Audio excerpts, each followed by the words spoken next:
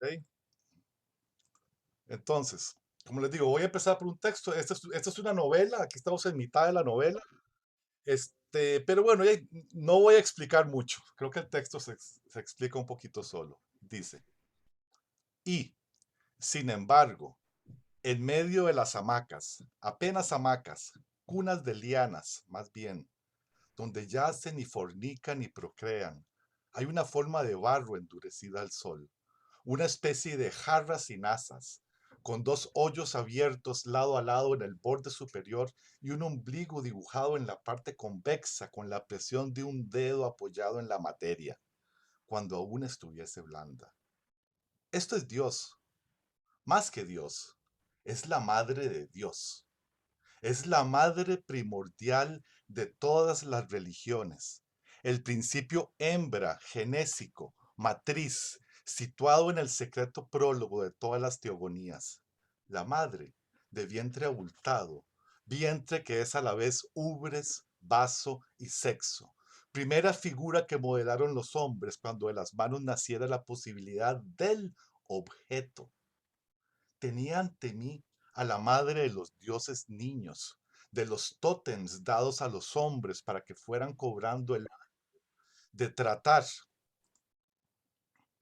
el hábito de tratar a la divinidad, preparándose para el uso de los dioses mayores. La madre, solitaria, fuera del espacio, y más aún del tiempo, de quien Fausto pronunciara el solo enunciado de madre por dos veces con terror. Viendo ahora que las ancianas de pubis arrugado, los trepadores de árboles y las hembras empreñadas me miran, esbozo un torpe gesto de reverencia hacia la vasija sagrada. Estoy en morada de hombres y debo respetar sus dioses. Pero he aquí que todos se echan a correr. Detrás de mí, bajo un amasijo de hojas colgadas de ramas que sirven de techo, acaban de tender el cuerpo hinchado y negro de un cazador mordido por un crótalo, una serpiente, ¿verdad? Fray Pedro dice que ha muerto hace varias horas.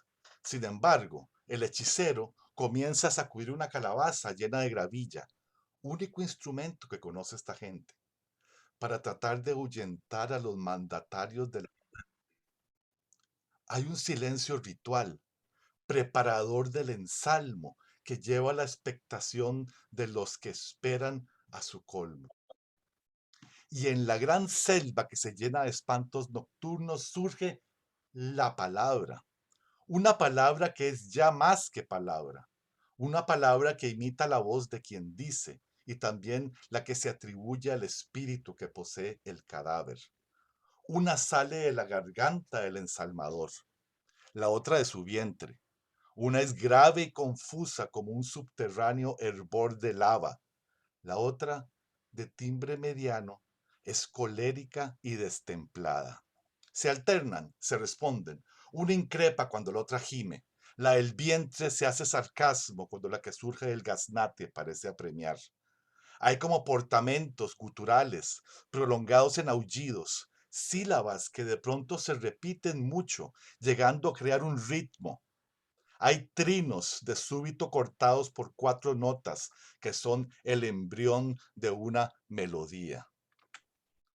Pero luego es el vibrar de la lengua entre los labios, el ronquido hacia adentro, el jadeo a contratiempo sobre la maraca. Es algo situado mucho más allá del lenguaje y que sin embargo está muy lejos aún del canto.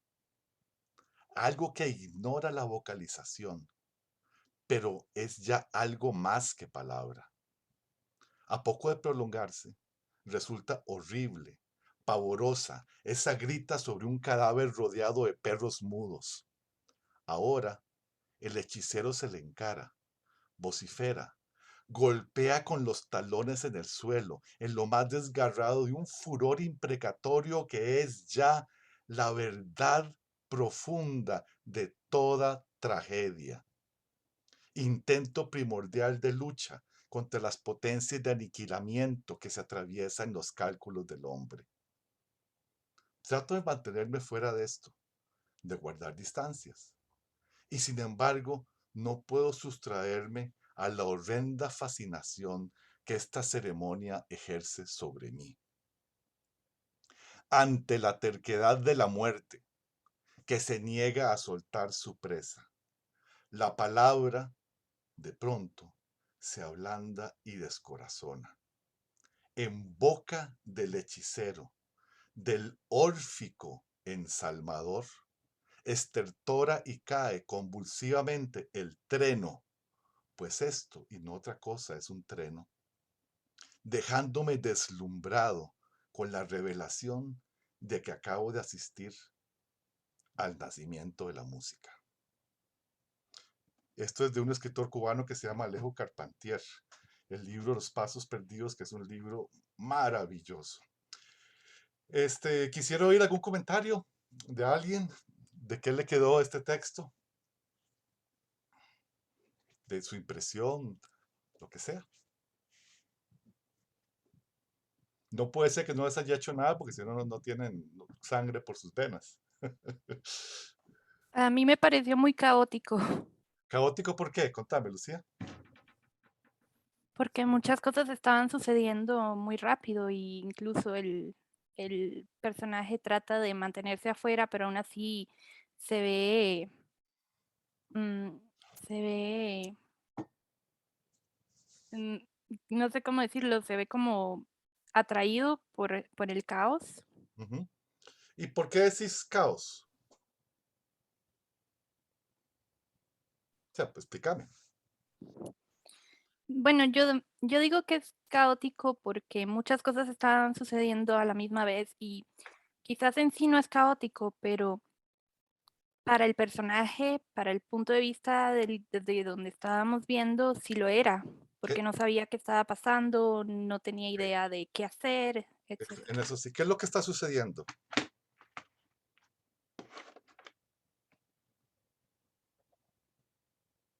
No tiene que ser Lucía, cualquiera. ¿Qué es lo que está El sucediendo? movimiento de la música. Ok, contame, pero ¿por qué? O sea, pero ¿por qué está relacionando una cosa con la otra?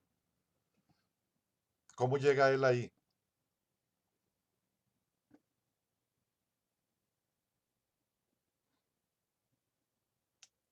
¿Alguien más? ¿Alguna intuición que tengan? A mí lo que me da curiosidad es la personificación tal vez que se le da a ciertos em, como aspectos, por ejemplo, la muerte, Ujú, viéndolo desde el lado, digamos, de la ortografía, le está escribiendo mayúscula y le está dando ujú, ciertas cualidades humanas a este tipo de cosas. Es igual con la palabra, correcto, el treno, es correcto. ¿verdad? Entonces eso fue como lo que me cautivó a mí, que está personificando, está dándole rasgos humanos a este tipo de Claro, aspectos. claro, claro. ¿Qué es el treno? ¿O qué es un treno? Yo sinceramente no sé. Ajá. ¿Alguien sabe qué es un treno? Es como un canto como de lamento, ¿no? Es un lamento de muerte, de hecho, ¿verdad? O sea, que pertenece a todas en todas las culturas tenemos ritos que tienen que ver con la muerte, ¿no es cierto? Y de y en todas las culturas la musicalizamos. Creo que no hay, creo que no hay cultura humana en donde este pasaje de la vida a la muerte o de la muerte a la vida, ¿verdad?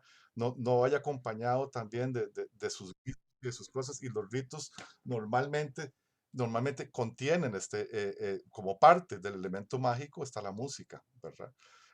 Y está la palabra, pero no la palabra con minúscula, sino la palabra con mayúscula. Vean que no se está refiriendo a la palabra cristiana en este caso, ¿verdad? Un poco de contexto.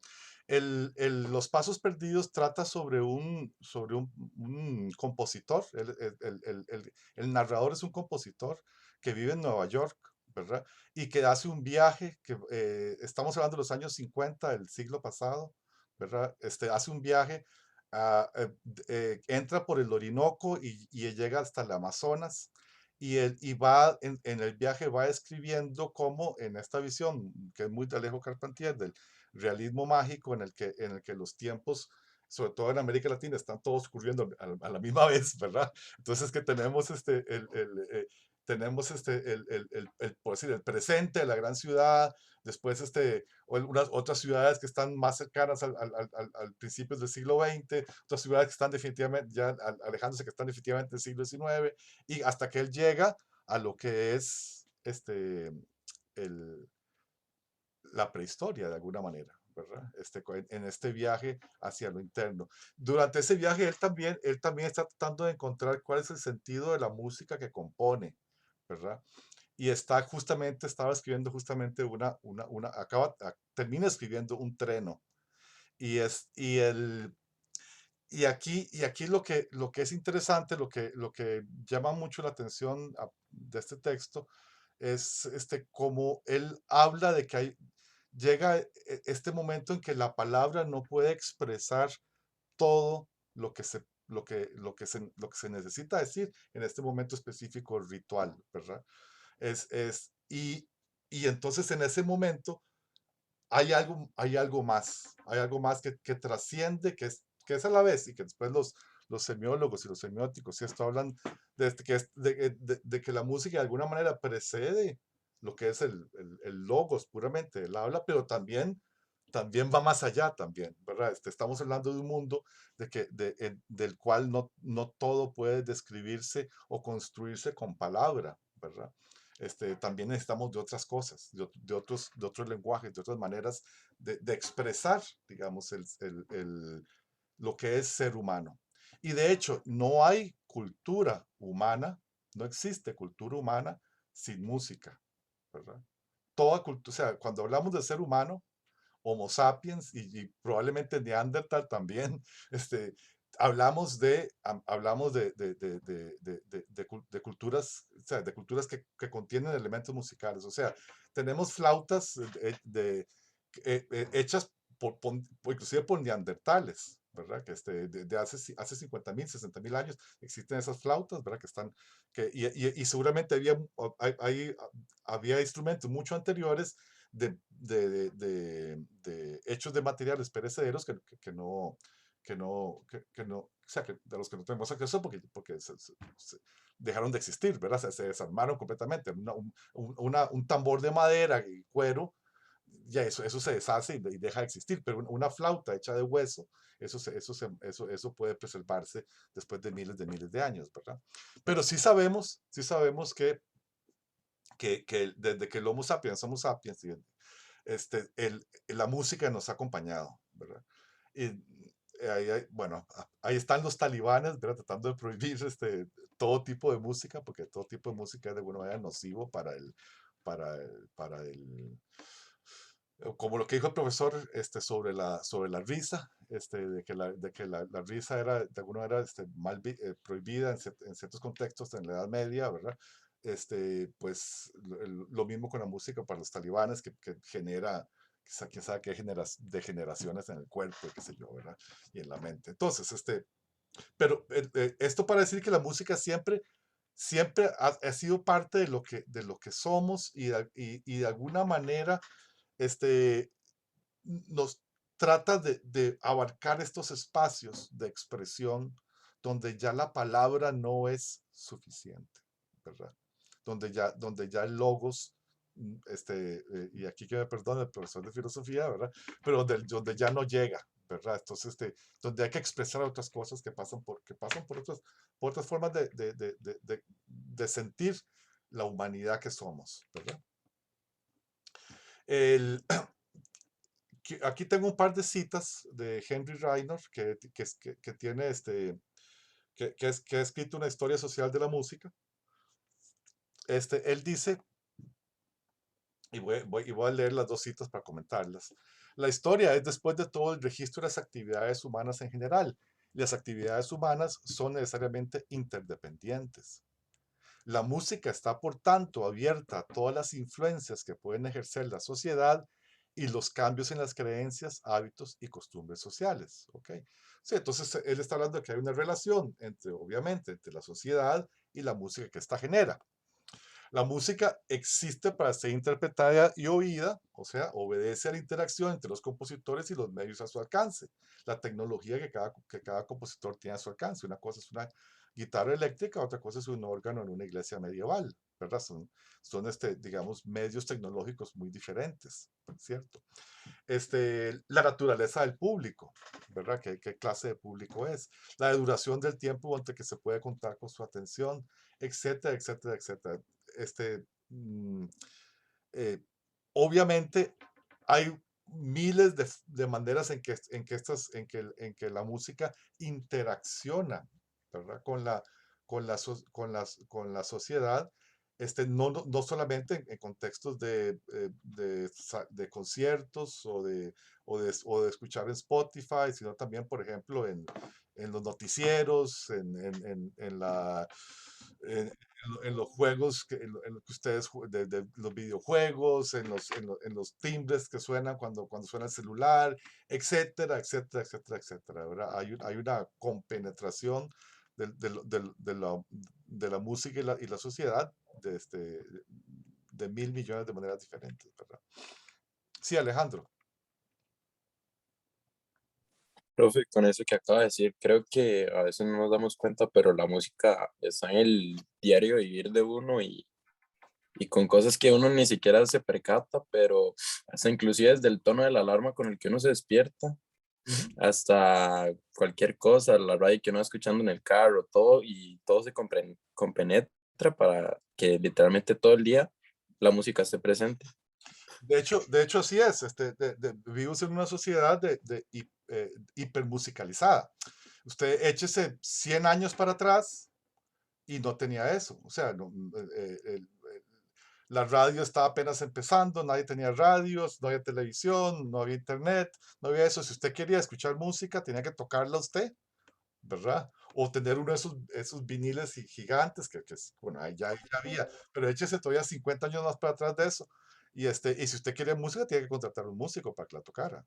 O tiene que tocarla usted mismo, ¿verdad? Entonces, o ir a una iglesia y escuchar el coro de la iglesia cantando, ¿verdad?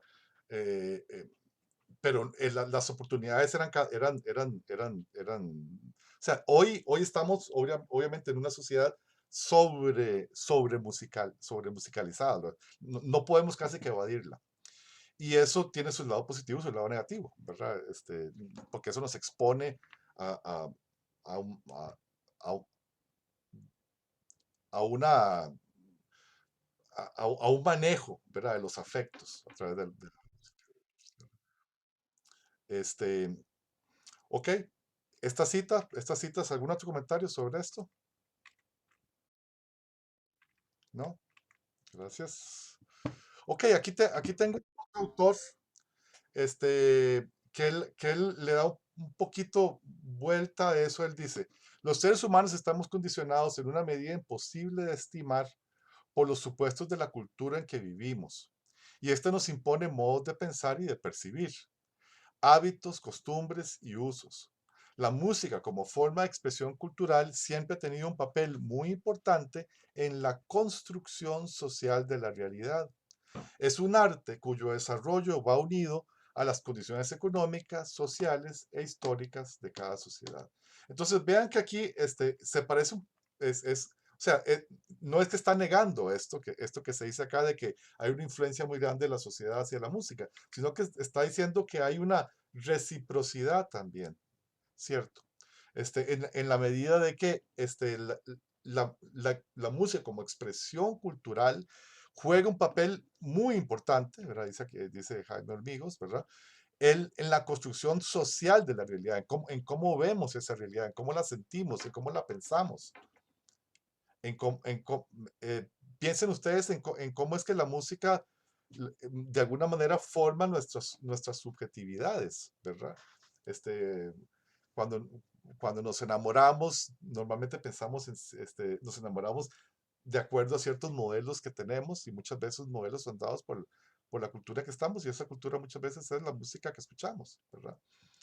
Las películas que vemos también, que están repletas de música, por supuesto, también, ¿verdad?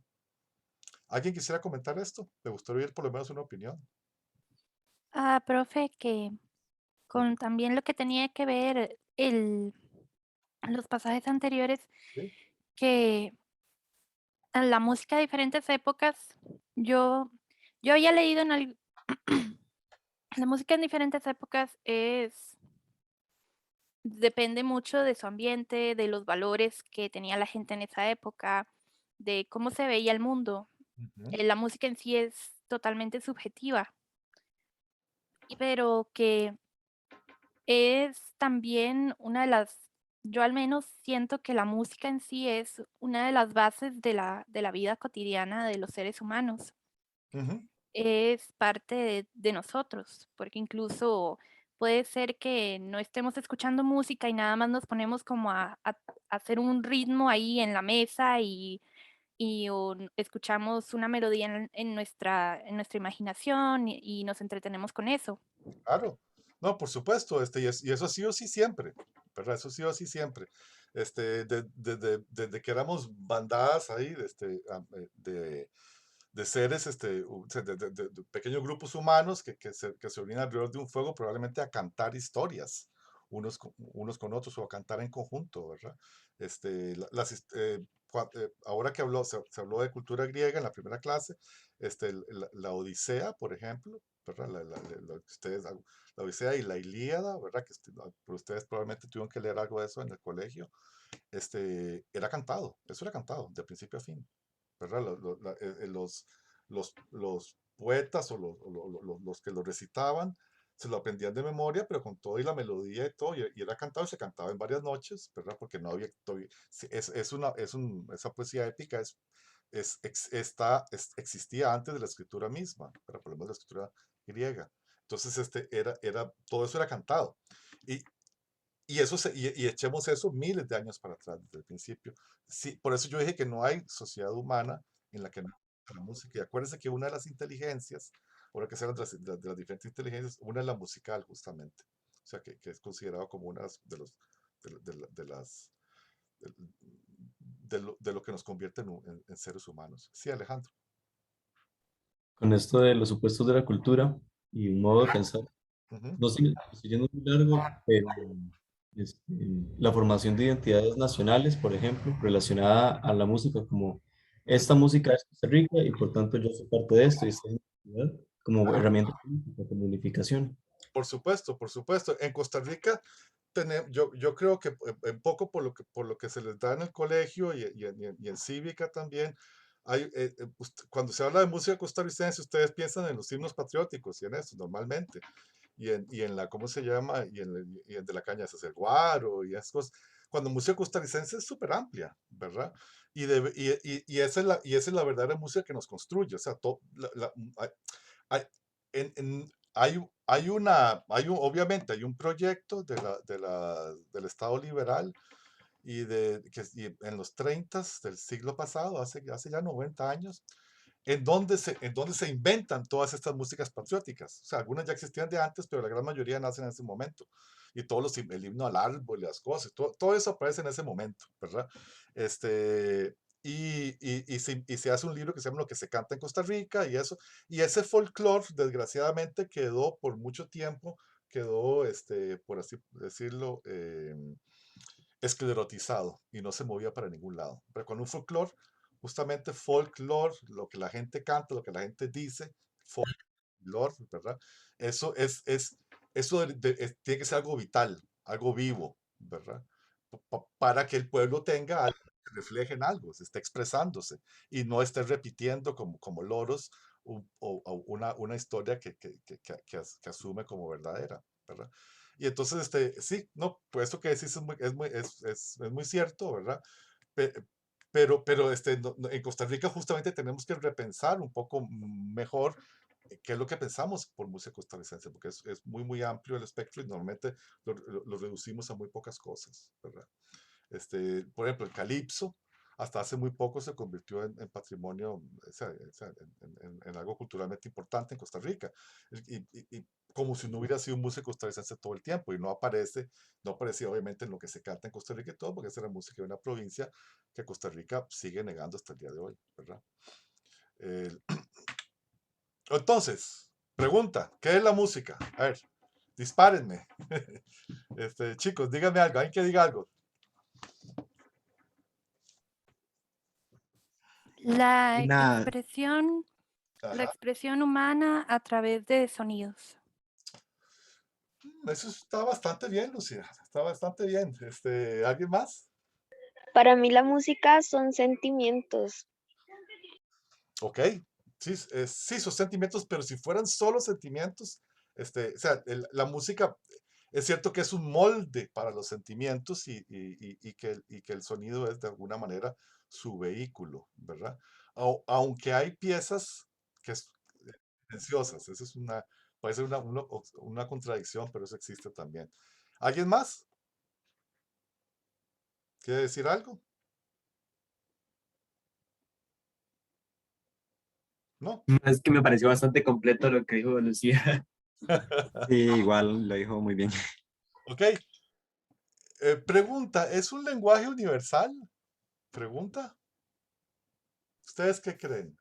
Yo creo que la música en sí, el concepto de la música sí es universal Ujú, y que ciertos aspectos de ella también lo son, como la expresión de los sentimientos a través de los sonidos, a ujú, través de un instrumento o de el canto, la percusión, etcétera. Pero la música en sí puede ser muy individual, porque como usted dijo, la música depende de la sociedad en la que se crea. ujú, ujú. Entonces, la música, canciones en específico, hay muchas que no son universales, pero la música en sí, el concepto de la música y el hecho de que esté en toda sociedad humana, eso sí es universal. Claro, claro, claro. Eso está perfectamente bien contestado, Lucía. Es que por eso es algo que yo siempre pregunto, porque es algo que ustedes, o sea, es como un cliché, como es, sí, la música, el lenguaje universal. No hay ningún lenguaje universal, ¿verdad? Ni el latín, ni el inglés, o sea, no hay lenguaje universal, ni tampoco hay una música que universalmente todos podamos entender porque todos venimos de diferentes culturas, ¿verdad? Este que está aquí es Ravi Shankar, el músico hindú más importante del siglo pasado. Algunos sabrán quién es, pero la gran mayoría no sabrán quién es y no sabrán apreciar lo que es un raga hindú. Esto es de la ópera china, ¿verdad? La ópera china es un tipo de evento teatral musical muy, muy específico, eh, que si uno no está metido, inmerso dentro de esa cultura, cuesta mucho, digamos, o sea, entender inclusive la manera en que se transmiten los sentimientos, ¿verdad?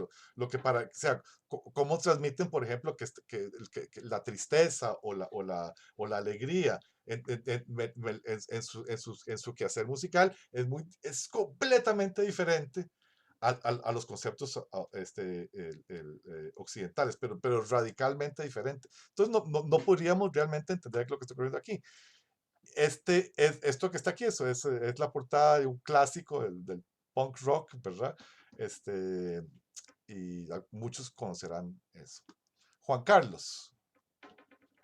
Sí, profe, que era como para seguir su idea de que me pareció bastante curioso eso que señaló que solemos decir, o suelen decirnos más bien como, sí, la música es el lenguaje universal, en todo lado que usted vaya van a entenderlo.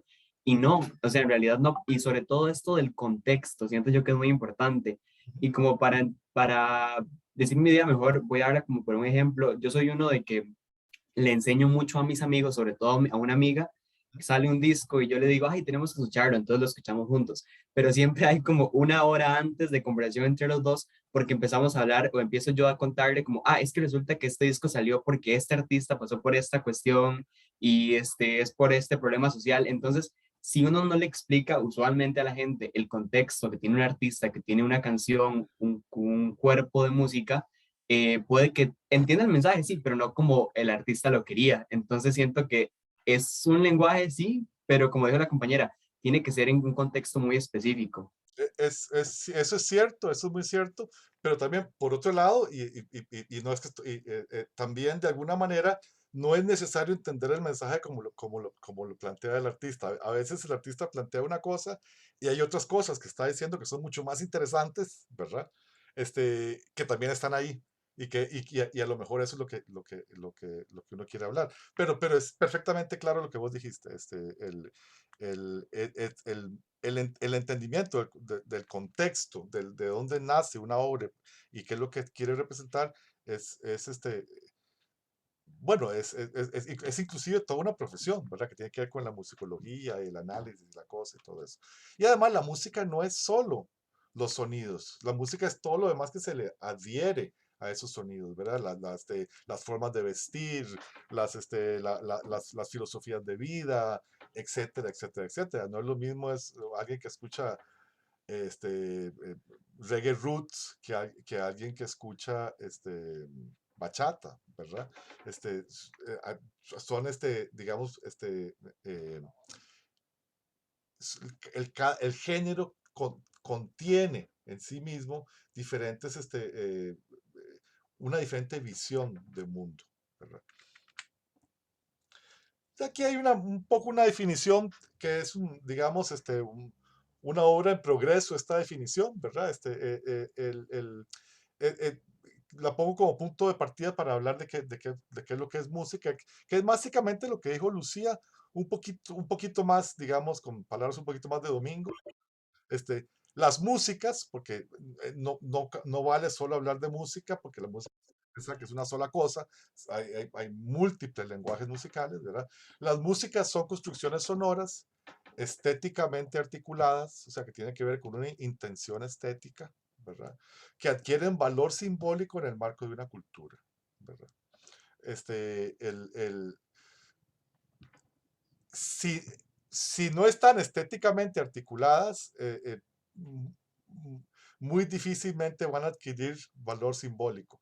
Ahora, si están estéticamente articuladas y no adquieren valor simbólico en el marco de una cultura, también es algo que se convierte en una no música, ¿verdad? Entonces, vean que de alguna manera la música no es solamente el acto de creación de lo musical, sino que también es el acto de consumo, de cómo se consume eso, cuál es el valor que le vamos a dar a eso que estamos consumiendo o eso que estamos, digamos, eh, eh, vivenciando, ¿verdad? Más que ningún otro arte, la música es algo que se vive desde adentro, casi que en primera persona.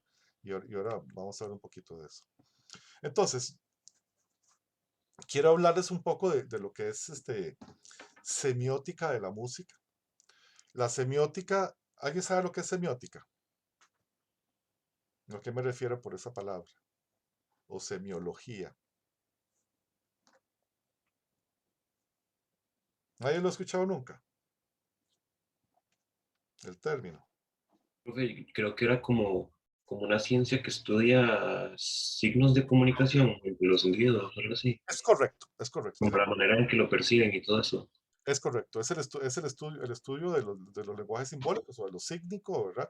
Y de cómo eso funciona, ¿verdad? Porque de hecho, Humberto Eco, el autor del Nombre de la Rosa, es uno de los semiólogos más importantes que existió. Ya él murió hace algunos años. Su tratado de semiótica general es uno de los grandes textos que hay sobre semiótica. Es el estudio de lo sígnico, ¿verdad? Y de cómo algo se convierte en signo. Resulta que, como casi todo en la cultura occidental, esto, es, esto fue primero definido por los griegos, ¿verdad? El término signo fue definido por Aristóteles, ¿verdad? Y tenemos toda una tradición que va desde Aristóteles hasta Saussure, que es un semiólogo francés del siglo pasado, que habla de que el signo se divide en dos partes, ¿verdad? Un significante y un significado. Entonces, un significante es como decir el trazo, ¿verdad? El dibujo, la palabra. Y el significado es la realidad a lo que se refiere. Entonces uno puede decir que caballo, ¿verdad? El significante caballo se refiere a un animal cuadrúpedo que come pasto, ¿verdad? Que sirve para hacer carreras, etcétera, etcétera, etcétera, ¿verdad? Pero que el significante yo lo puedo cambiar. Yo puedo cambiar el significante. Puedo decir que horse, como en inglés, ¿verdad? Y sigue teniendo el mismo significado. O sea, que existe de alguna manera una relación que es cultural, que es creada por un código que nos dice, tal cosa es tal cosa, tal cosa es tal otra, tal cosa es tal otra. Y así fue como se definió lo que es un signo por bastantes siglos. ¿Eso queda claro? Sí, profe, queda bastante claro.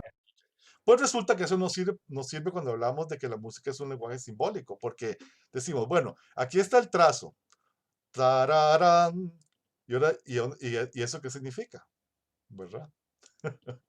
Entonces, ¿a qué realidad se está refiriendo? Entonces, ¿qué es la música? La música es entonces un lenguaje asimbólico. ¿Será posible eso? Y ahí se genera todo un debate, ¿verdad? Semiótico al respecto. Eh, otro autor que es muy interesante, que es Charles Sanders Peirce, que es norteamericano, él habla de que hay tres partes en realidad y le pone otros nombres diferentes. Le pone vehículo sígnico, ¿verdad? A lo que antes sería el trazo, ¿verdad? O el significante, perdón. Y le pone designatum a lo que designa, ¿verdad? Que sería, comillas, la realidad o el significado, ¿ok? Pero pone en el medio el interpretante, o sea, la persona que interpreta. Porque esto abre el camino para otras, o sea, el- es que la comunicación nunca es nada más de acá para allá, o sea, nunca es una sola dirección, sino que tiene que ver con quién está interpretando, quién está leyendo este vehículo cínico y qué es lo que está, y qué es lo que está interpretando de esto. Otra definición de Charles Sanders Peirce, Profe, ¿sí? con permiso, el designatum entonces era el significante o el... Correcto, es correcto, es correcto. Pero hay un elemento más aquí del interpretante, que de alguna manera inserta la subjetividad, de alguna manera, porque ningún lenguaje es perfecto, ni la matemática pura, ¿verdad? Existe el teorema de Gödel, ¿verdad? Que se echa abajo el asunto de la matemática como un lenguaje infalible. Entonces, nos vamos acá ahora.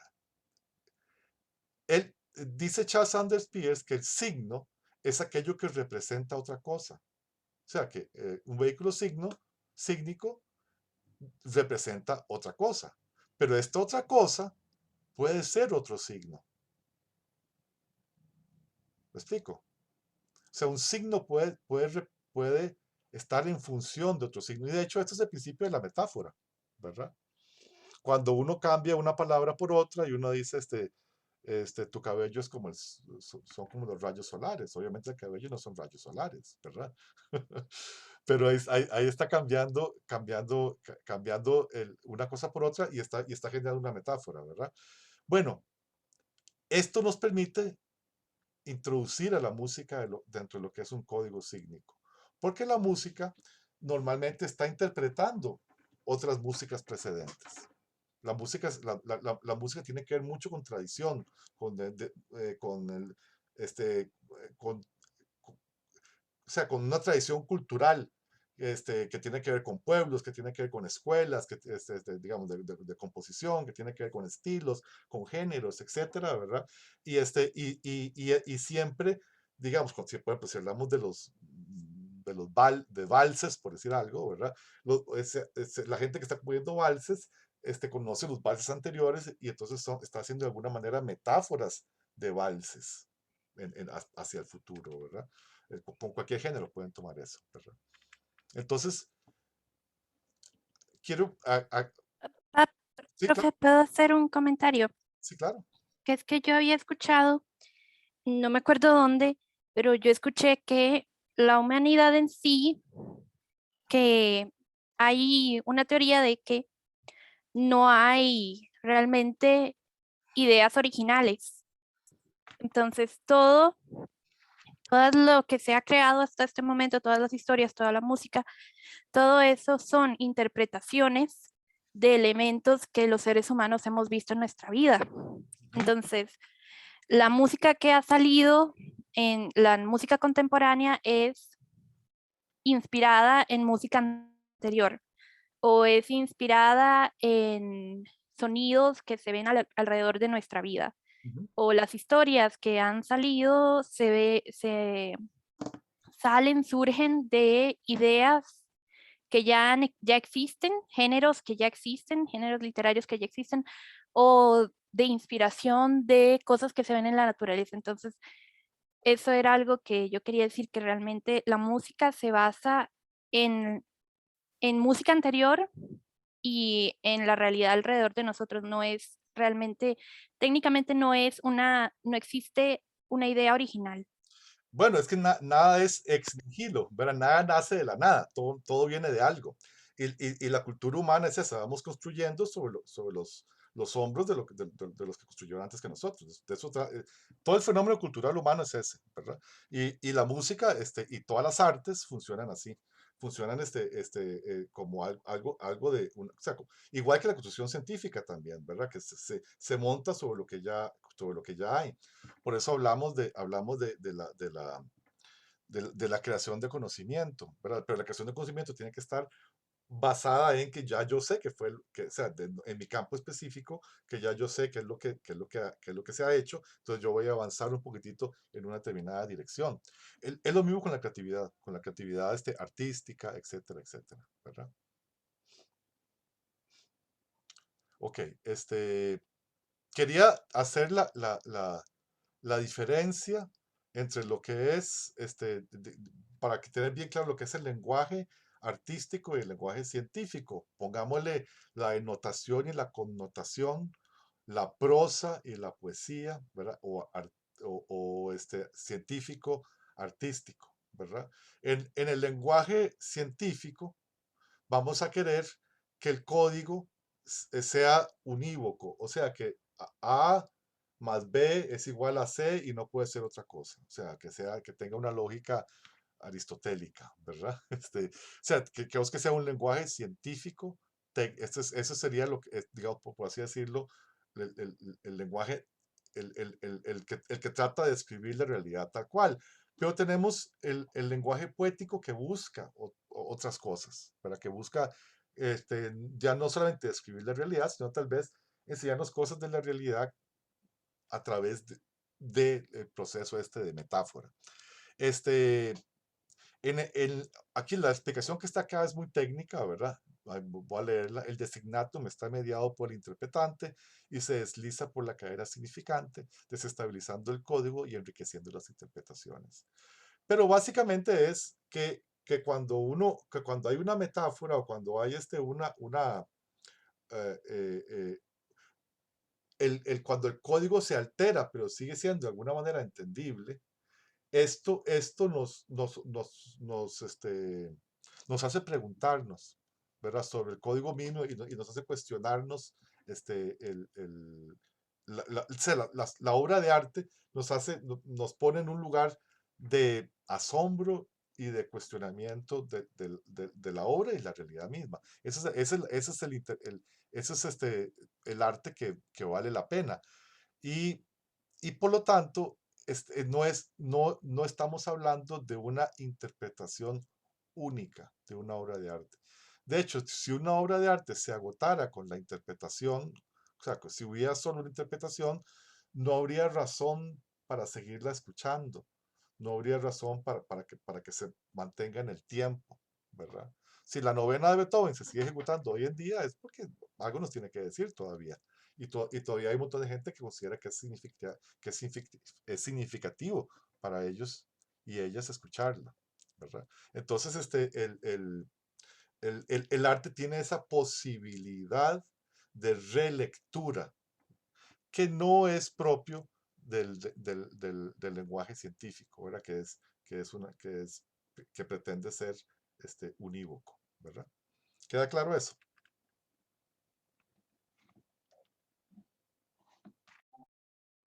Sí, profe. Sí, buenísimo. Ok, hablando sobre la metáfora, ¿verdad? Leonard Bernstein dice que la música en sí es un lenguaje metafórico. O sea, que la música no puede no ser metafórico, que todo lo que hace, o sea, que toda enunciación musical es de alguna manera metafórica. ¿Por qué dice eso?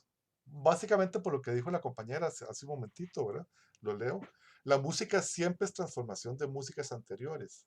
siempre está variando elementos heredados y reconstituyéndolos en nuevos ropajes. Este proceso ocurre no solamente entre obras y diferentes estilos y esto, sino también a lo interno de las obras. Por ejemplo, hay toda una técnica musical que se llama tema con variaciones, ¿verdad? Que se hace un tema, y ese tema se lo varía otra vez, se le va cambiando. Eso es o sea, ya un tema con variaciones es una metáfora de sí mismo, ¿verdad? Desarrollo temático, hay una idea musical que se transforma en otra cosa, ¿verdad? Que sonaba como si fuera una canción de cuna y resulta que al final, que es un canto, de una película de terror, resulta que es un canto satánico, por decir algo, ¿verdad? Entonces, hay un desarrollo temático de esa melodía. El concepto de leitmotiv o motivo guía. Este concepto, aparece, ustedes lo del cine, ¿verdad? La música de cine está llena de leitmotivs o motivos, que son motivos que de alguna manera se convierten en simbólicos, ¿verdad? Y reconocemos inmediatamente de qué es a qué se refiere ese motivo. Por ejemplo, les voy a hacer, lo primero que nada, ¿alguien ha oído este, el concepto del leitmotiv antes? Hablar del concepto. Lo vi en un canal que se llama Jaime Altamirano y habla sobre que en Star Wars hay un montón de como temas asociados a personajes que cambian, o sea, cambian el tono, cambian la duración, pero siempre están ahí como Claro. Les voy a cantar un leitmotiv y todos van inmediatamente a saber qué es un leitmotiv. Pam, pam, pam, pam, piram, tan, tan, tan. ¿Qué es eso? ¿Qué estoy cantando? Pues lo canté tan feo que no se reconoció. Es algo de Star Wars, ¿no? Sí, ¿qué es de Star Wars? La Estrella de la Muerte. Bueno, No, la entrada del Imperio. La marcha. La marcha imperial. la marcha imperial, eso te decía, pero claro, la marcha imperial representa la Estrella de la Muerte, representa un montón de cosas, ¿verdad? Se va desarrollando a través de toda la saga, ¿verdad? Lo escuchamos todo el tiempo. Pero no siempre suena igual, pero ahí está, y es un tema que se desarrolla en el transcurso, digamos, de las 9 películas, ¿verdad? Entonces, entonces un leitmotiv se convierte en metáfora de otro leitmotiv, etcétera, y por una operación que se llama síncresis, que es la unión entre imagen y sonido, rápidamente lo identificamos justamente con Darth Vader, con el Imperio, con la Estrella de la Muerte, etcétera, etcétera, etcétera, ¿verdad? La música siempre es metáfora. Entonces, esto es un concepto de Bernstein que es muy importante. Y aquí nos aparece, vean, Umberto Eco, sin H, como me ha dicho el profesor, ¿verdad? Porque es italiano. Justamente en el Tratado de Semiótica General, Umberto Eco habla de los géneros musicales. Y dice, esto es lo que dice los géneros musicales. La metáfora musical es producida por la estilización, repertorios de expresiones convencionalizadas, como los emblemas heráldicos y los géneros literarios, y que en el caso de la música llamamos géneros musicales. Por ejemplo, la marcha, el vals, la fanfarria, ¿verdad? O sea que dice que hay repertorios de expresiones convencionalizadas. Una marcha. ¿Por qué la marcha imperial es una marcha? ¿Alguien tiene alguna idea?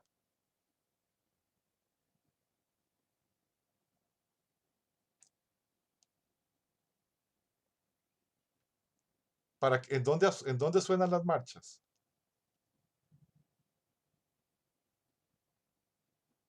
¿Qué representan las marchas? Ejército, ¿no es? Ejército, claro. Las marchas son de ejército. Y por eso está en 2x4. 1, 2, 1, 2, porque es para marchar. Las marchas son para marchar. Y existen desde tiempos, eh, bueno, desde tiempos helénicos, definitivamente. Cuando ¿cómo se llama? Aníbal, cuando Aníbal invade Roma, y estoy hablando aquí esto de varios siglos antes de Cristo, ¿verdad? Él entra con un ejército desde Cartago, viene él, ¿verdad? Cartago era un- era una nación de esa época, ¿verdad? Entonces de Cartago viene con elefantes, porque Cartago quedaba en África, viene con elefantes y los elefantes tenían tambores gigantes, uno a cada lado, entonces era pom, pom, pom, y tenían como trompetas y cosas, y esas eran marchas, y eran el un, dos, para marchar, porque si todo, váyanse ustedes a un mundo donde no existe electricidad, donde no existe nada, ustedes, un ejército marchando, una legión romana, ¿verdad? 10.000 soldados marchando, y aquí, bueno, no eran romanos, aquí eran otros, pero 10.000 soldados se llama, como 150 elefantes que llevaban no sé cuánto, ¿verdad? Que van marchando todos y al unísono, iguales, ¿verdad? Con trompetas y cosas sonando, usted oía eso a los kilómetros de los kilómetros de los kilómetros venir. Y eso ya, y ya con solo eso aterrorizaba por donde fuera, ¿verdad? Entonces, las marchas tenían esa función, ¿verdad? Esa función bélica que no era solamente de adorno, era claramente decir, nosotros somos un ejército, marchamos todos juntos, ¿verdad? Somos un solo bicho gigante, ¿verdad? Que se mueve al son de esta música, ¿verdad? Y entonces el vals es para bailar, el vals o sea, es difícil pensar en un vals y no pensar en un baile, ¿verdad? Y hay muchos tipos de vals, están los valses europeos, del tipo Bella y la Bestia, ¿verdad? Etcétera, que ocurren en ese lugar, o está el vals peruano, ¿verdad? Que es con guitarra y que es una cosa folclórica, ¿verdad? Etcétera, ¿verdad? Cada género musical conlleva de alguna manera toda una serie de significados internos, ¿verdad? De su función, de una función social que en algún momento tuvo o que todavía tiene, ¿verdad? Y esto quiere decir que cada género tiene modelos muy específicos de sintaxis que lo determinan claramente. O sea, ¿por qué me refiero por sintaxis musical? Me refiero a la forma que está construido. O sea, las marchas, nuevamente, por ver las marchas, son instrumentos de viento, porque están en el aire libre, tienen que oírse, ¿verdad? Un laúd, una guitarra, un violín, no se escucha, si la gente va marchando, ¿verdad? Y percusión, para que suene bien duro y potente y se pueda escuchar al aire libre, ¿verdad? Tiene una tipo, están hechos en 2x4 porque tenemos dos piernas, ¿verdad? Para marchar. Entonces, un, dos, no puedo hacer un, dos, tres, porque ya eso estaríamos bailando, ¿verdad? Que eso ya es el área del vals, ¿verdad? Etcétera, etcétera, etcétera. Entonces, la sintaxis se vuelve, cómo está construido es muy importante para el género musical, ¿verdad? Y en cuanto al ámbito semántico, por sintaxis me refiero a cómo está construido y por lo semántico me refiero al significado, ¿verdad? De cada género musical. Los géneros musicales llevan inscritos en sí, por medio de una codificación histórico-cultural, una serie de atributos y de relaciones pragmáticas y afectivas que determinan su simbología expresiva, ¿verdad? O sea, ya lo expliqué con la marcha, pero se puede hacer con cualquiera de los otros, cualquier género, el punk, el rock, qué sé yo, con cualquier género, todos tienen una serie de atributos y relaciones pragmáticas que por codificación histórico-cultural determinan una simbología expresiva, ¿verdad? ¿Alguien quiere comentar algo de lo que acabo de decir? Me gustaría oír un comentario.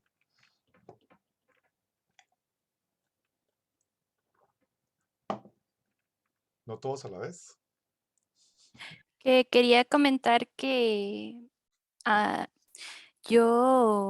mi tío una vez me presentó una marcha romana, Ajá. que él se encontró una marcha romana y le gustó mucho. Ujú.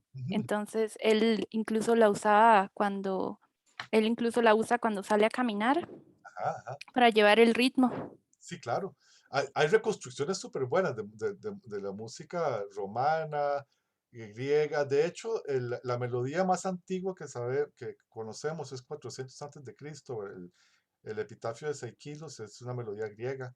y esa está escrita, ¿verdad? Una notación muy diferente, obviamente, a la nuestra, ¿verdad?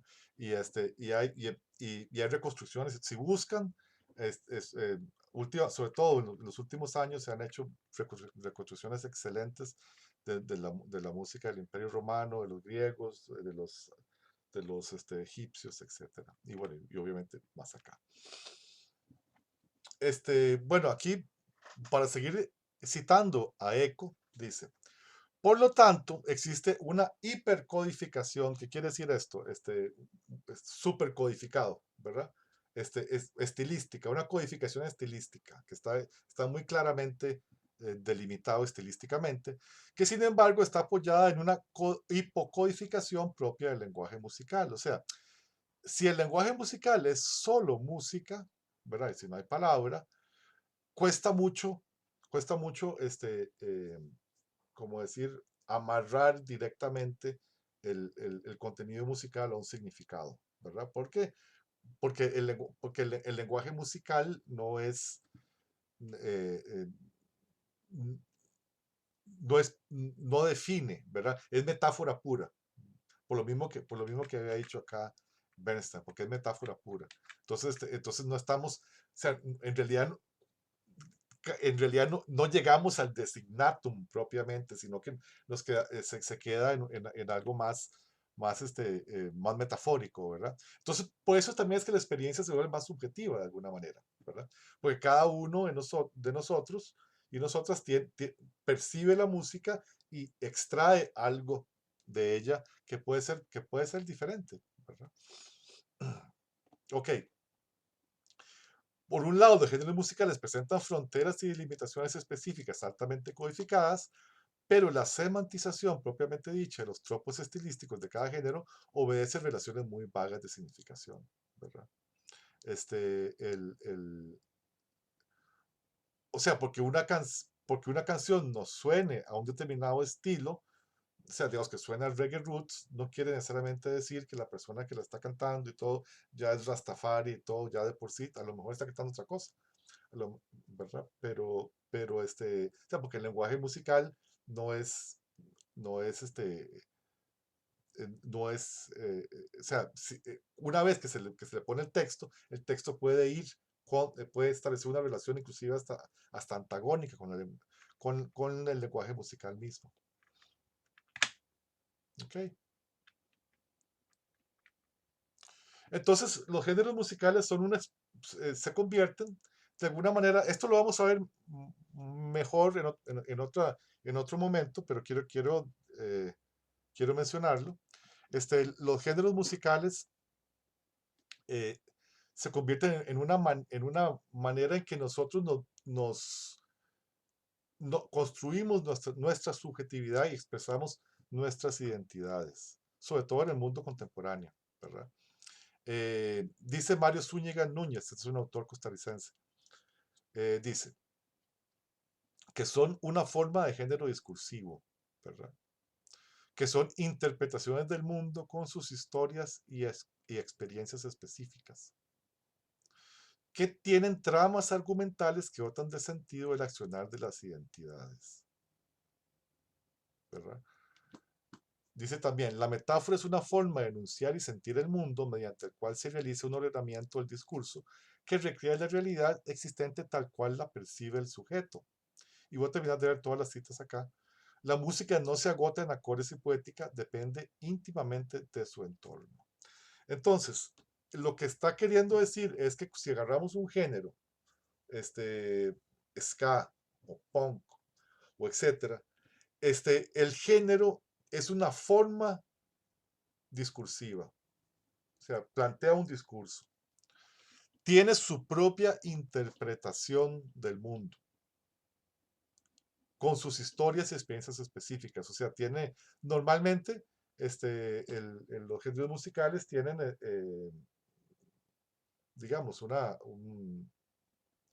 eh, nacen de circunstancias muy específicas sociales, tal vez representan una clase social por ejemplo, el hip hop, ¿verdad? Representa la experiencia negra urbana en Estados Unidos en espacios, digamos, que han sido de alta explotación, ¿verdad? Y en un mundo rodeado de ciertas peculiaridades, ¿verdad?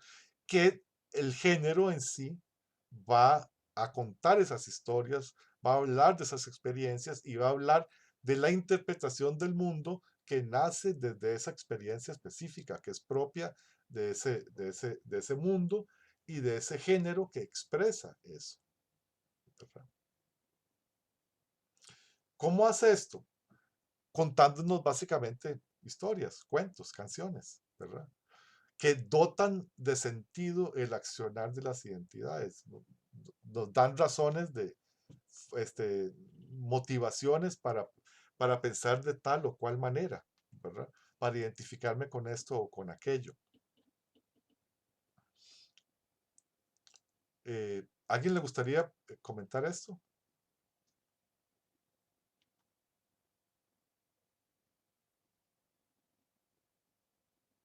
¿Algo?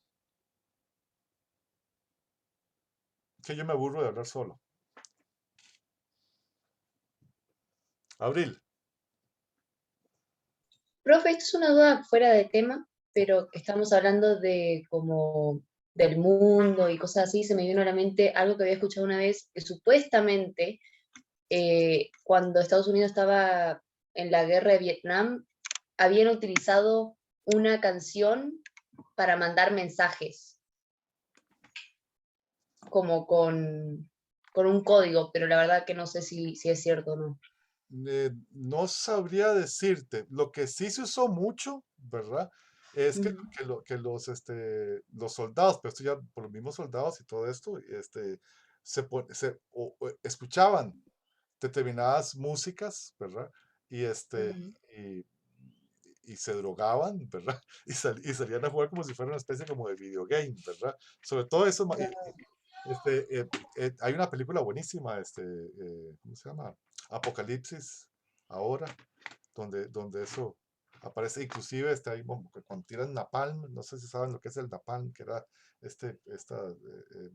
tiraban, era algo que quemaba, era como fuego, ¿verdad? Sobre las aldeas y esto, entonces, pero ahí venían oyendo, en algún momento venían oyendo, teniendo los parlantes gigantes y venían oyendo una obra de Richard Wagner, que es un autor alemán de música clásica, pero que la obra es así toda épica y eso. Y una escena loquísima, pero también mucho rock pesado y esto para, para vivir la experiencia de otro lugar, ¿verdad? Pero sí, lo que quiero como dejar claro acá es cómo los géneros musicales se convierten en vehículos, ¿verdad? De la población, de la gente que vive determinadas realidades para llegar y para expresarse, ¿verdad? Por eso tan nocivo esto que estábamos hablando de la música costarricense como solamente la música del punto guanacasteco y lo que llamamos típica, porque de alguna manera se nos está cercenando de pensar en que hay otro montón de cosas que nos darían todo esto, ¿verdad? Interpretaciones del mundo desde nuestra perspectiva, tramas argumentales, etcétera, etcétera, que todo eso ya existe, ¿verdad? Todo eso, la música existe, lo que pasa es que no ha sido, digamos, apropiada, apropiadamente por la población. Y esto de aquí es muy importante, la música no se agota en acordes y poética, depende íntimamente de su entorno y está en constante interacción con el entorno, ¿verdad? Lo está transformando también, si la dejan, ¿verdad? Porque también hoy en día también vivimos un momento de muchísima manipulación del discurso, de todos los discursos, del discurso musical, o sea, qué escuchamos, qué vemos, qué es noticia, qué no es noticia, o sea, etcétera, etcétera, etcétera. Entonces, esto de alguna manera, hay un control sobre nuestra escucha y sobre nuestros intereses. Y eso en última instancia no es positivo, no es positivo para el crecimiento de la cultura, ¿verdad?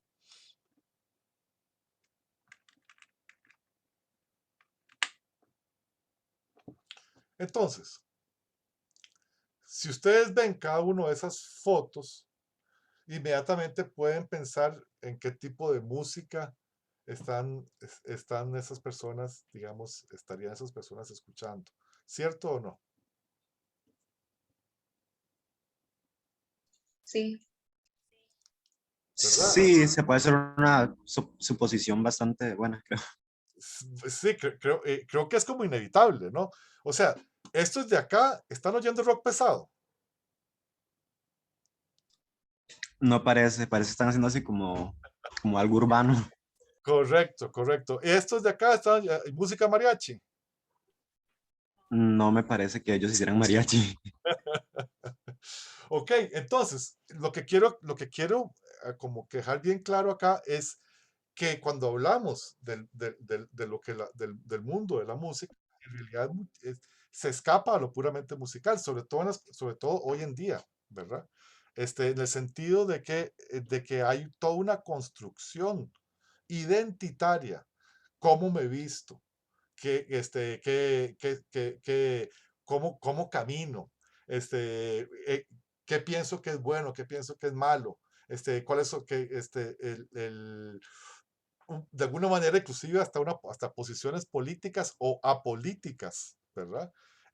Todo eso muchas veces está mediatizado por lo musical, ¿verdad? Todo esto que hablamos de tribus urbanas, etcétera, etcétera. Intersubjetividades articuladas por lo musical, ¿verdad? Cómo, cómo, Profe, por ejemplo, el gospel, no. ajá, también, también. Sería muy... Cualquiera, usted escoja cualquier género musical, de alguna manera implica una cierta postura, una cierta postura hasta ideológica, ¿verdad? Y cada uno tiene su código de vestimenta, etcétera, etcétera, etcétera, ¿verdad? Y, y, y, y de alguna manera también lo que aquí una interpretación de mundo con historias y experiencias específicas, ¿cierto? Entonces, esto para hablar, para que vean que que la música no es solamente, ¿verdad? No es solamente los acordes o las melodías, influye en es parte de un tejido cultural muy complejo, en el que la música adquiere un valor simbólico importante, ¿verdad? Voy a leer lo que dice acá. La difusión mundial y masiva de diferentes géneros musicales desarrolla un diálogo simbólico entre congéneres que se sienten interpelados por lo que se vive en la música. Es, es, es mucho más sencillo que una persona, digamos, que le gusta el heavy metal, que viene de Noruega, se encuentra con una persona que le gusta el heavy metal de México y otra de Costa Rica y se entiendan, ¿verdad? Aunque no hablen el mismo idioma, ¿verdad? Simple y sencillamente porque todos escuchan la misma música, están vestidos igual y probablemente toman la misma cerveza o qué sé yo, ¿verdad? Entonces, a que no existiera esa conexión, ¿verdad? Entonces, se generan estas intersubjetividades que son en muchos casos mundiales, ¿verdad? Que son comunidades mundiales, que están por todo el mundo y que se reconocen inmediatamente independientemente del idioma. ¿Algún comentario sobre eso?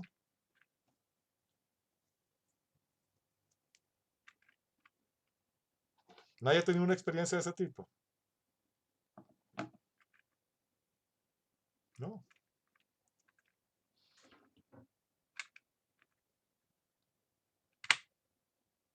Entonces, Simon Freed, que es el autor que yo les había dejado ahí un texto de él. Él dice esto, y esto es muy interesante. Él dice, la pregunta que deberíamos hacernos no es qué es lo que la música revela acerca de la sociedad y sus individuos, sino cómo los construye. Y ahora sí quiero que alguien comente eso.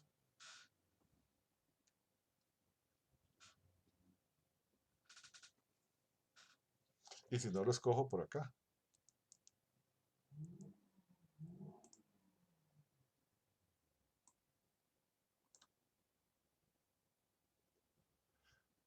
Daniel Gerardo Madrid, ¿estás ahí? Sí, dígame. A ver, dígame algo sobre ese texto. ¿Qué opina? A ver, es que yo con el arte no me llevo muy bien, ¿verdad? Tampoco, pero ¿Con el qué, perdón? con el arte. ¿Cómo? La música, yo sé todo lo que han dicho aquí de que la música es un lenguaje abstracto y más, pero bueno, en el caso de la música sí concuerdo bastante. No tiene nada que ver con el texto que es aquí, por supuesto, lo que estoy diciendo, pero ya que me puse a hablar, en otros artes, por ejemplo, es que aquí hablan como si todos los artes expresasen algo. Yo, la verdad, no lo siento así. Por ejemplo, el poema que puso hace un rato, usted que había leído, realmente yo no sentí nada con ese poema, no sé si me explico, pero muchos dijeron que sintieron que había caos y más, y no tiene nada que ver con el texto que me está poniendo aquí, de hecho, me salí del tema, pero sí no entiendo las cuestiones de arte. Es también una de las razones por la cual me metí a apreciación musical. Ok, pero ¿por qué crees vos? O sea, ok, te hago una pregunta en base a lo que dice ahí Simon Fried.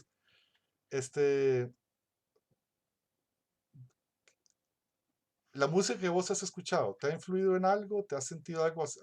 ¿Alguna vez has sentido algo con con la música que escuchas o no escuchas música del todo? Sí escucho música, de hecho, sí escucho evidentemente, Ujú. de todos los tipos, no de un tipo específico, de hecho. ¿Qué significa, Algunas me gustan, otras no, pero qué significa todos los tipos? de todos los tipos me refiero a todos los géneros. Rock, ópera, pasándome por géneros así completamente distintos. Ujú. Metal, eh, instrumental, reggaetón, rap, de todos. Ok, Me entonces en- me parece que tenés una curiosidad musical interesante. ¿Y por qué decís que eso no entendés? ¿Qué es lo que tenés eh, de interesante? arte no entiendo en sí porque, por ejemplo, yo con la música no me pongo a bailar. La música sí me emociona, Ujú, pero en general todas las canciones que escucho me emocionan. ujú. Solo que la gente ve un montón de cosas detrás, una historia, y se pone a decir que le genera tal cosa, tal reacción, como cuando, y empiezan a comparar situaciones distintas. Eso a mí no me pasa, por ejemplo. Pero sí sentís una emoción, dijiste. Emoción, sí, como energía, tal vez, más energético, pero eso es lo mismo con todos los tipos de música. Sí, sí, sí, pero digamos que si hay una reacción frente a lo musical, tal vez no frente digamos, a la trama, ¿verdad? De lo musical, pero sí frente sí frente a lo que la música te propone cinéticamente digamos, a nivel de expresión puramente musical. Y eso es importante para vos, ¿Qué cosa? esa experiencia. La música. As- sí me parece bonito, Digamos, pero imagínate una vida sin ella, imagínate que eso no existe. sí, ese punto es el que iba. Hay gente que dice que no puede vivir sin ella.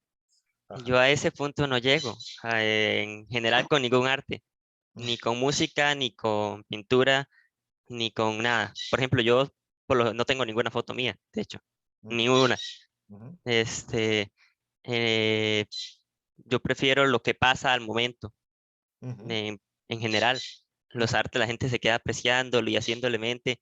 que a mí no me pasa con ningún tipo de arte. Ujú, ujú. Entonces, sí, realmente una vida sin música no me parece, o sea, sí me gusta la música, me parece bonita, pero tampoco me parece devastador. No sé si me explico. Bueno, uno no tiene que sentirse devastado para disfrutar de la música. Pero sí, sí, habría que ver, habría que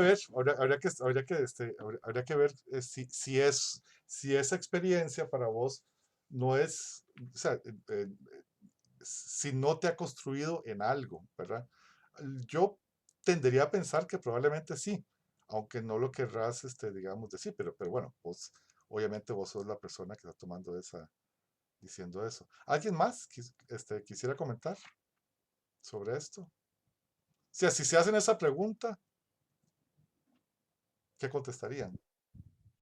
Creo que yo estoy de acuerdo en que la música, la verdad, tiene una gran capacidad para construirlo y cambiarlo uno. Voy a poner mi ejemplo, digamos, yo que sé, empecé a escuchar, digamos, ya como música muy seguido, quizá como a los 12 años, 13. Y bueno, empecé escuchando electrónica, pop y luego ya un poco como más de rock. Y me ponía a ver la letra de las canciones de rock y vi que algunas eran como muy, como críticas hacia la religión y hacia en general muchos dioses, digamos. Y a partir de ahí, mi pensamiento empezó a cambiar, me empecé a cuestionar cosas y digamos que sí me cambió bastante. Okay. Igual la música electrónica, personalmente siento como que me motiva mucho. Cuando estoy triste o cuando ocupo hacer algo y me da pereza, siento que me motiva mucho. No sé. Entonces yo creo que la música sí es como que nos construye muchísimo y yo sin música no me imagino, la verdad. Estaba escuchando todo el día. Ok. Abril, ¿vos tenés la mano levantada de ahora o era de antes? De antes. Ok, entonces Alejandro. Sí, igual como comentaba el compañero Jeremy, si no me equivoco, creo que yo también podría ver una progresión de, pues por lo menos en mi caso, y lo he visto en muchas personas, de la personalidad en un momento específico con la música que escucha. Y para mí, yo creo que para todos, uno a veces, como decíamos ahora, uno recuerda etapas o momentos con ciertas canciones, ciertos olores, etcétera. Y yo creo que sí, yo vi eso porque antes escuchaba, yo empecé escuchando reggaetón y etcétera, y no es que no me guste, pero luego fue toda una etapa en la que empecé a asociar que estaba creciendo y empecé a escuchar trova que me enseñó mi papá, empecé a escuchar boleros de mi abuela, y pues ahí fui cambiando. Y eso es una decisión propia, digamos, yo fui el que tomé esa decisión de la música latina o hispana, pero sí es como una progresión de la personalidad. Claro. Buenísimo. Jacob. Bueno, a mí me gustaría decir, digamos, que me parece que como que hay dos puntos ahí como en esa frase, digamos, o sea, lo de que no hay que preguntarse qué revela la música sobre nuestra sociedad. O sea, creo que es interesante que en realidad sí la música que se hace popular habla mucho de la sociedad actual y de la visión que pueden tener las personas a nivel popular, digamos. Pero es curioso cómo, o sea, es algo como mutuo, digamos. O sea, la música habla de cómo está la sociedad y a la vez la música influencia a la sociedad y eso se puede ver mucho en música de protesta y cómo ha ayudado a concientizar a muchas personas, o sea, el rap, por ejemplo, como el rock en muchos lugares ha influenciado a muchas personas, o sea, la música influencia de manera positiva y negativa a muchas personas, digamos, pero a la vez refleja también los sentimientos o la mentalidad que tienen las personas. Claro, claro que sí, Jacob. Diego.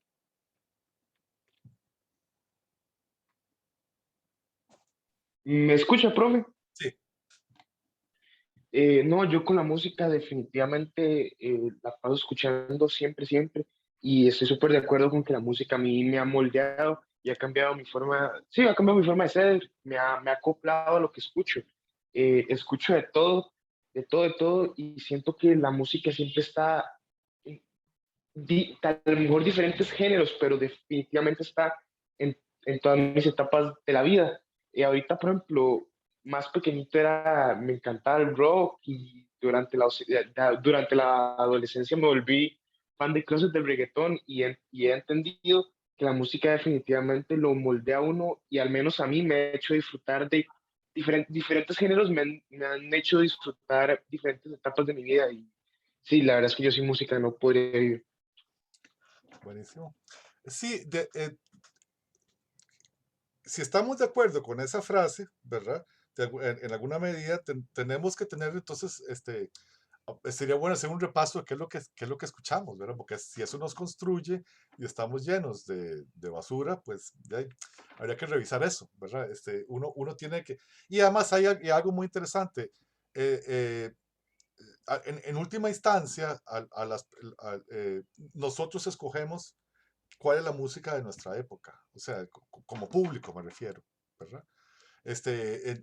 De acuerdo a lo que escuchemos nosotros, así será cómo será la música de la época. Entonces, no es que la cosa viene y se nos impone, pero es así, de alguna manera es así, pero nosotros podemos, y de eso trata el curso, nosotros podemos tratar de ver otras posibilidades y cultivarnos de una manera más completa, y tener una mejor base, digamos, humana, porque la música y las canciones y todo el arte musical es uno de los productos humanos por excelencia, para tener un mayor horizonte y por lo tanto más cultura, ¿verdad? ¿Para qué? ¿Cuál es la función social de la música, según Simon Fries? Para él tiene cuatro eh, está hablando sobre todo de la música pop, ¿verdad? Tiene 4 razones de ser. Creación de identidad colectiva y personal, ¿verdad? Creación de identidad colectiva, eso ya lo vimos, estuvimos hablando sobre eso. Manejo de los sentimientos públicos y privados, o sea, nos ayuda a construir nuestros propios sentimientos, o sea, canciones tristes que hemos escuchado nos acompañan en momentos tristes de la vida y de alguna manera nos ayudan a manejar ese sentimiento. El hechicero que estaba cantando el treno al principio, ¿verdad? Porque no tenía otra forma de expresar la relación con la muerte, ¿verdad? Él está canalizando este, el sentimiento público y privado, ¿verdad? Cuando vamos a o cuando ustedes van a un entierro o algo y suena una marcha fúnebre o lo que sea, eso ayuda a canalizar, digamos, el sentimiento de pérdida. Al día de hoy, o sea, no aquí era el hechicero, al día de hoy sigue siendo así, pero eso está también en todos los otros, en todos nuestros otros eventos, de la vida, desde cumplir años, ¿verdad? A todo lo demás.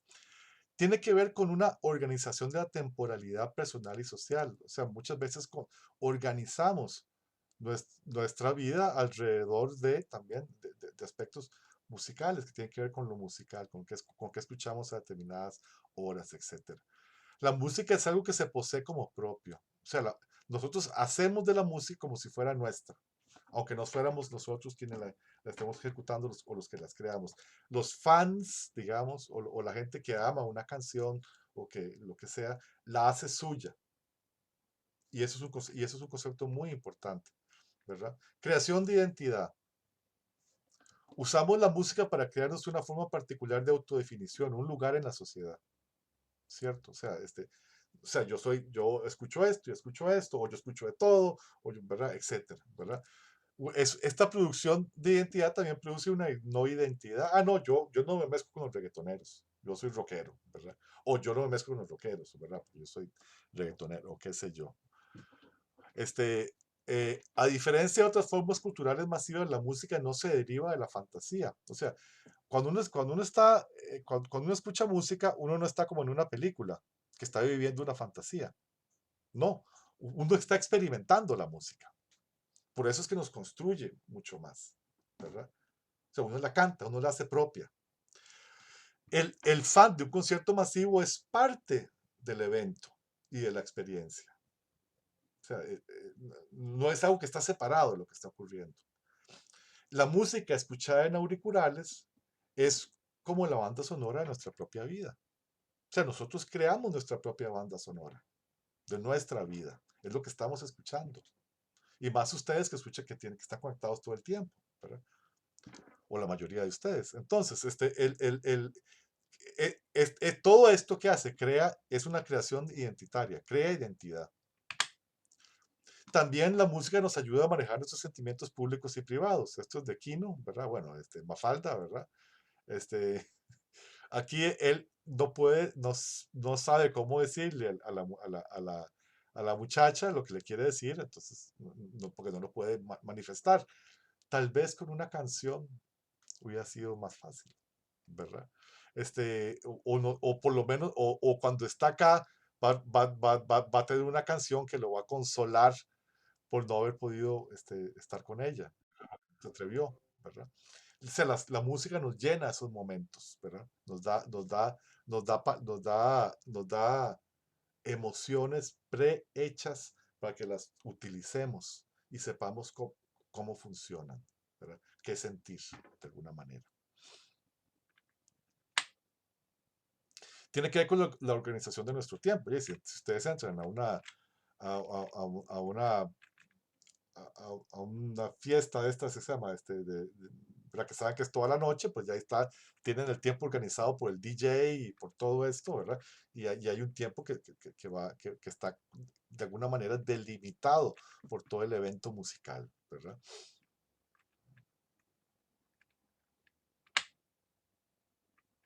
Otra cosa que dijeron varios de ustedes es que la música les ayuda a crear esta formación de personalidad. Esto es súper importante, sobre todo en la juventud.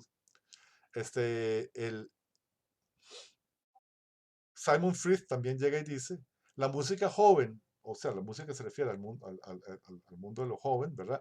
Es importante no porque refleja la experiencia joven, auténtica o no, sino porque la define, la construye de alguna manera, ¿verdad?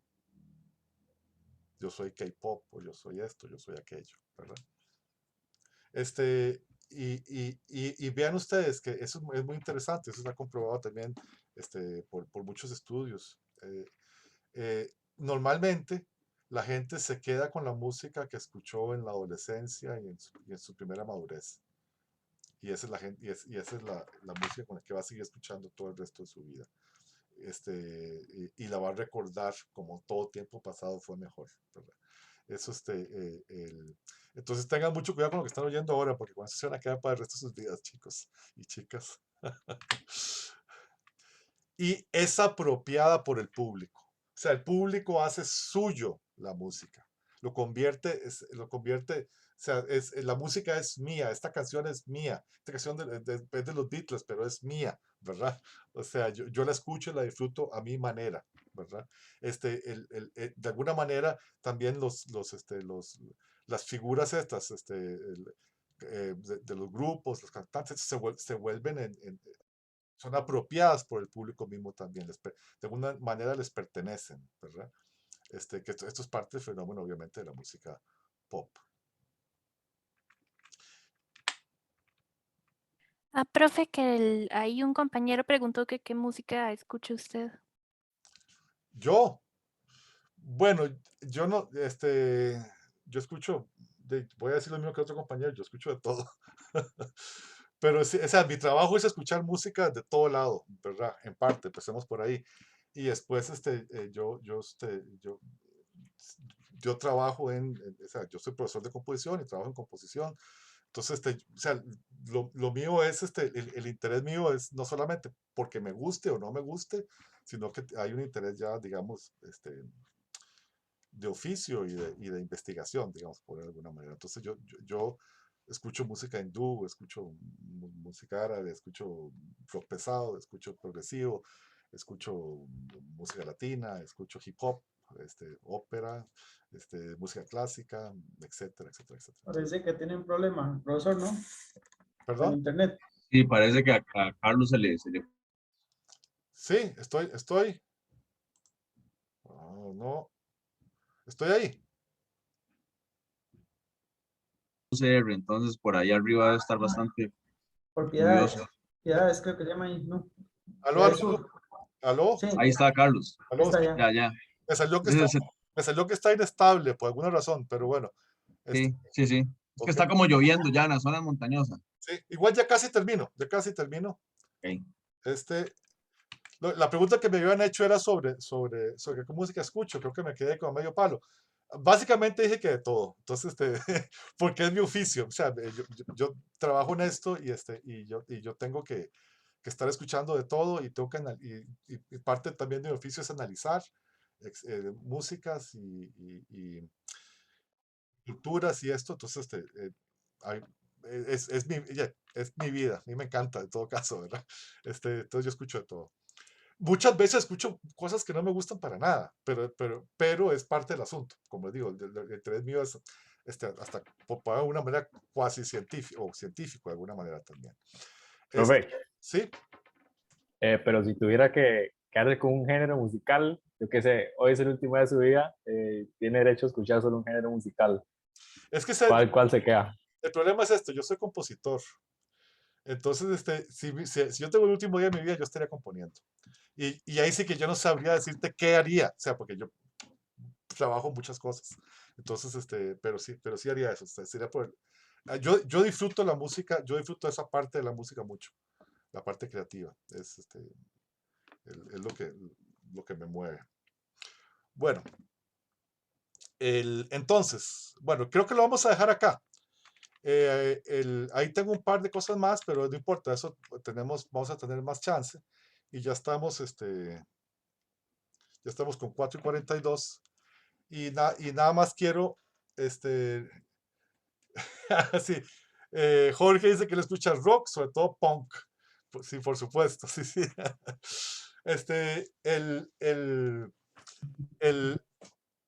Nosotros, bueno, de hecho, nosotros aquí en el curso vamos a ver cosas muy diferentes, ¿verdad? Vamos a ver salsa, sobre todo la salsa inicial de los 60s y 70s, ¿verdad? Vamos a ver hip hop, pero el reciente, y vamos a ver rock latinoamericano. Eso es lo que vamos a ver, como 3 cosas bastante diferentes en el curso. Sí, Kevin. Profe, una consulta. Es que le pregunté hace rato por chat y no me contestó. Entonces, Sí. era sobre lo de las entradas para lo del teatro. Sí. Es que yo no las pude comprar la semana pasada, que era que estaban en preventa y ya no me salen para comprarlas en preventa. Entonces, ¿cómo? Tiene que llevar carnet para que les salga barato, porque si no... Sí, pero la UCR no ha emitido el carnet estudiantil.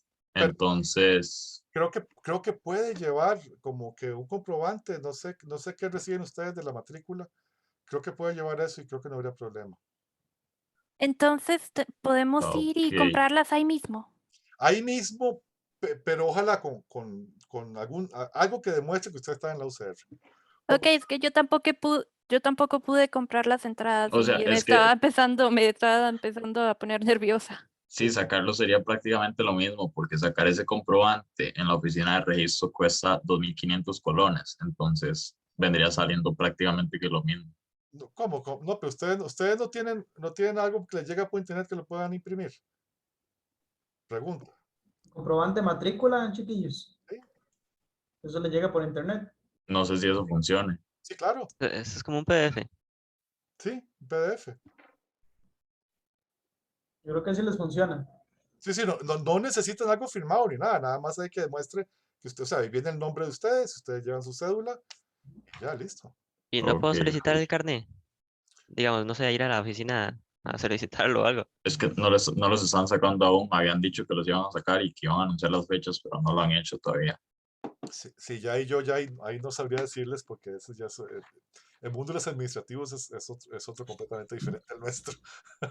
Es otra canción. Viven en un universo paralelo, por así decirlo.